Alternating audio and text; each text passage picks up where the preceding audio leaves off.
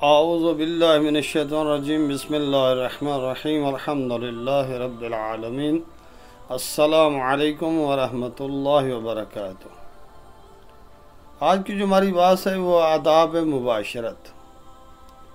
آیا اسلام میں یہ عمل اور یہ کام جو آداب مباشرت ہیں، یہاں بستر کے جو آداب ہیں، یہ اہمیت رکھتے ہیں یا نہیں رکھتے؟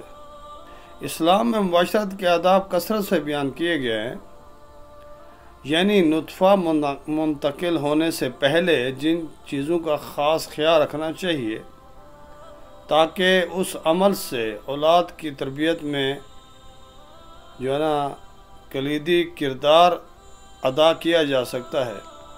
اگر ہم یہ چاہتے ہیں کہ ہماری اولاد صالح ہو، نیک ہو، باکردار ہو، تو ہمیں معصومین علیہ السلام کے فرامین پر عمل کرنا چاہیے۔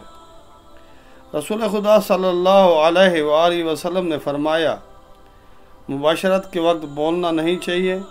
بعید نہیں ہے کہ آپ کا جو فرزند پیدا ہو وہ گنگا پیدا ہو، تاکہ اگر بولیں گے اسی دوران تو پھر فرزند جو ہے نا وہ گنگا پیدا ہو سکتا ہے۔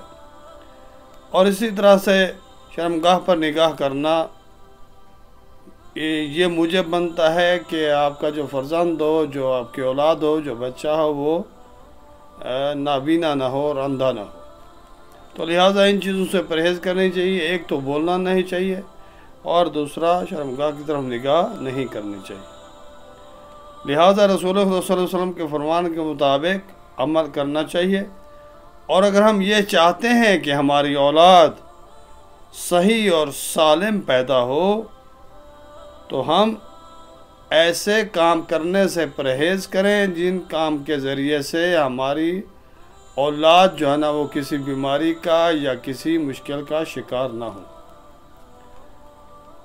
ایک اور مقام پر حضرت رسول خدا صلی اللہ علیہ وآلہ وسلم نے فرمایا، اگر آپ کی زوجہ حاملہ ہو تو آپ کو کیا کرنا چاہیے؟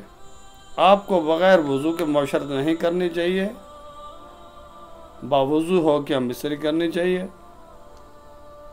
اور اگر آپ ایسا نہیں کریں گے، بغیر وضو کے اگر یہ عمل کو انجام دیں گے تو آپ کا بچہ سخت دل، پتھر دل جسے کہتے ہیں، اور بخیل ہوگا۔ تو لہٰذا ہمیں باوضو اور بسم اللہ پڑھ کر ہی اس عمل کو انجام دینا چاہیے۔ حضرت امام صادق علیہ السلام نے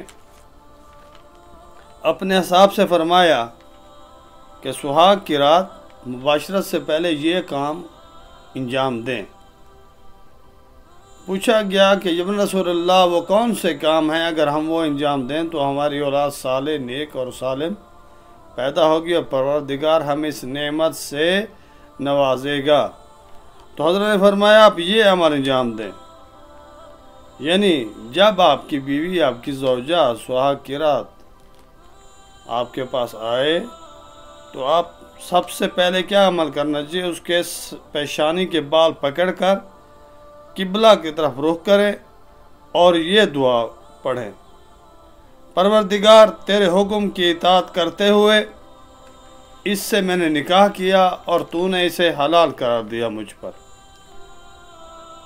اور خود کو میں نے بھی ان پر حلال کیا تیرے دستورات کے مطابق، تیرے حکم کے مطابق۔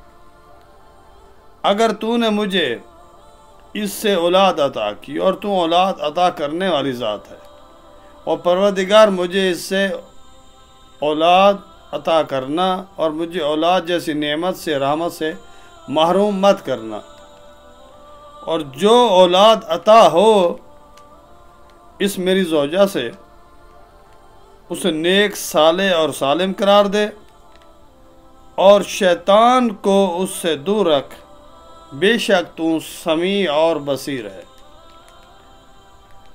دیکھیں، ہم متاسفانہ ہم ان چیز کی رعایت نہیں کرتے، ہم ان کا خیال نہیں رکھتے، ان کی طرف دھیان نہیں دیتے۔ ہم بغیر کسی اس کے باوضو ہو کے اور بغیر کسی ادب کے ہم اس کام کو انجام دیتے ہیں، جن کی وجہ سے ہمارے بچے سالم اور صحیح اور نیک پیدا نہیں ہوتے۔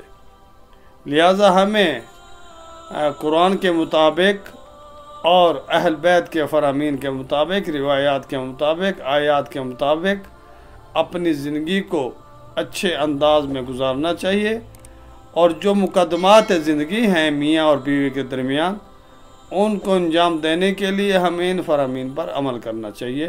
والسلام علیکم ورحمۃ اللہ وبرکاتہ۔